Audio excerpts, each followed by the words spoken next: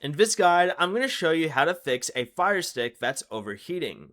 This is Miguel from Just Boz, and before we get into this guide, make sure to like the video and subscribe to the channel with all notifications on for more content like this. It really does help out the channel and we'd greatly appreciate it. If you have any questions, just ask them down in the comment section below. I'm going to be doing my best to reply to every single comment down there.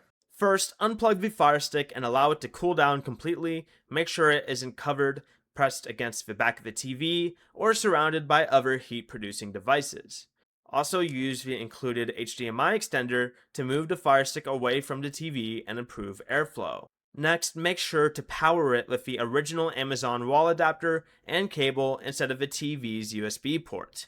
After reconnecting it, what you can do is go to your settings, select applications, manage installed applications, and go ahead and clear the cache for apps that you use frequently, then uninstall any apps you no longer need. And finally, another thing you can try is going back to the main settings page, selecting My Fire TV, selecting About, then pressing Check for updates. If the Fire Stick repeatedly overheats, restarts, or displays temperature warnings after cooling and repositioning it, stop using it and contact Amazon support because the device may be faulty.